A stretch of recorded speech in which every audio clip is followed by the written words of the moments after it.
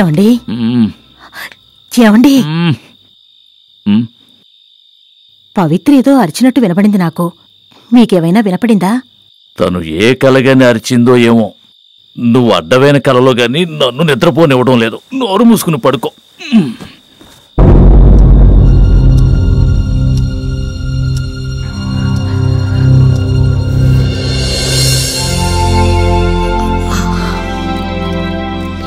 Happy birthday to you.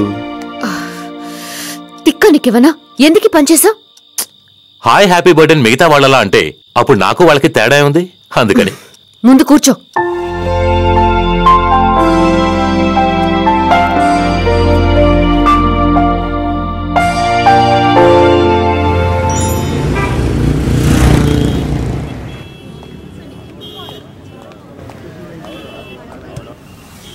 Hi hi. Happy birthday Pavitra. Thank you. తీసుకో. Thanks. ఏంటి Gautam wishes చెప్పాడా? ఎందుకు అడుగుతావులే, ఇంట్లో పెద్ద గొడవ ఉండేది. ఏ? నైట్ 12 గంటలకి బెడ్రూమ్లోకి వచ్చేశాడు. మొహాను స్కార్ఫ్ ఒకటి కట్టుకుని హులిక్కి పడ్డాననుకో. 2 నిమిషాలు ఆలస్యం అయ్యుంటే అమ్మకి దొరికిపోయేదాన్ని.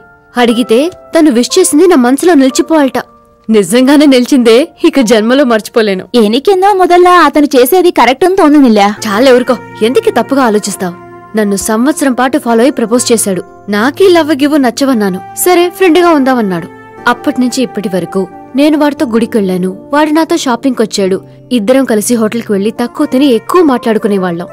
ఇన్నాళ్ల మా స్నేహంలో వాడు నా దగ్గర ఏ విషయంలోనూ తప్పుగా నడుచుకోలేదు. నువ్వు ఊహించినట్టు కాదే. గౌతమ్ మంచివాడు.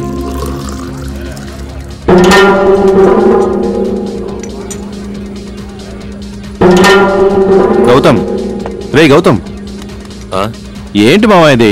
నీతో కూర్చుంటే రిలాక్స్ గా ఉంటుందని ఫ్రెండ్ని తీసుకొస్తే నువ్వు పరధ్యానంలో ఉన్నావేంటి? ఏంటి మూడోట? అటువంటిదేం లేదురా పవిత్ర. అటువంటి అందగత్త కోసం ఎన్నాళ్ళు వెయిట్ చేసినా తప్పులేదురా. 10 నిమిషాలు వాళ్ళ అమ్మ లేటుగా వచ్చుంటే సంవత్సరం కోరిక రాత్రి నెరవేరుండేది. ఏంట్రా పవిత్ర నీ ఫ్రెండ్ అన్నావు? ఆ మాట తనంటోంది. ఫ్రెండ్ అంటే ఏంటి, లవర్ అంటే ఏంటి? ఒట్టి నోటి మాటే కదా. మనకు కావాల్సింది అల్టిమేట్ గా ఒక్కరోజు, ఒకే ఒక్కరోజు తనతో సంతోషంగా గడపాలంతే. చూద్దాం, ఇంకా అవకాశం దొరకపోతుంది. ఏంట్రా లేచావేంటి? కొంచెం పనుందిరా, బయలుదేరతాను, కలుద్దాం. మావా తప్పుగా అనుకోకరా, వాడి బైక్లోనే నేను వచ్చాను. నేను కూడా బయలుదేరుతాను, తర్వాత ఫోన్ చేస్తానే. రే రే రే ఆగరా రే.